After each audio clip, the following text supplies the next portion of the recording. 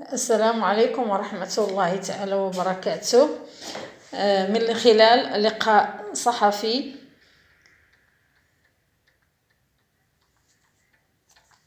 هناك أخ مديحة وحنان تكشف المستور. هنا أخ مديحة زوج مديحة يرفض المجيء للمغرب مع بناته. هو ما بغاش يجي للمغرب،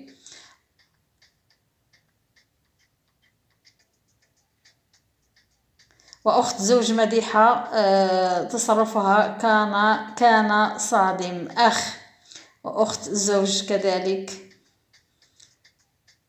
كان تصرف صادم مع حنان. قالت لهم ما ترجميش للأخ مديحة، ما ترجميش. وكان هانت أخ حنان هي اللي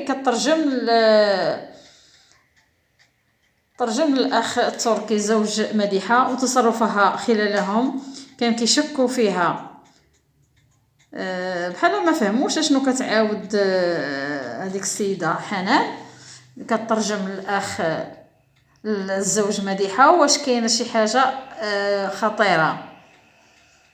ما عرفتش واش كانت شي حاجه خطيره، الله اعلم، عن سبب وفاتها.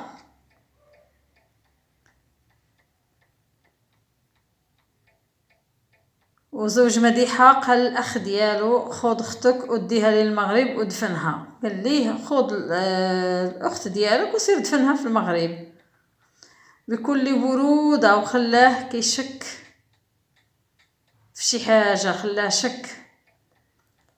هو ما قال والو، قال لهم دوها للمغرب ودفنوها. ولحد الآن زوج مديحة الهاتف ديالو عند البوليس، شكوا في شي حاجة. الهاتف ديال الزوج ديال مديحة مازال عند البوليس، والبنات في الخيرية ما بغاوش يعطوهم لباهم، مازال البنات في الخيرية ما عطاوهمش لباهم حتى يتاكدوا باللي زوج مديحة بريء. انا كنمشيو معكم دقه حتى يتاكدوا باللي زوج مديحة بريء، لان مازال شاكين والله اعلم. واخ مديحة وحنان شكوا في شي حاجه.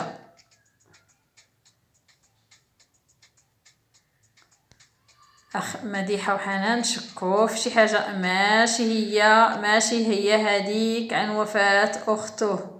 كيقول ماشي شي حاجه عن الوفاة، السيده باقا ما دفناتش، السيده بغا يجيبها خوها، قال لهم رجله ديها للمغرب، ولهذا يقول غنبقى هنا حتى نعرف الحقيقه. هذا كيقول الاخ ديال مديحه، كيقول غنبقى هنا حتى نعرف الحقيقه. عفوا، والى امل اللقاء بكم فيديو جديد. دمتم في رعايه الله.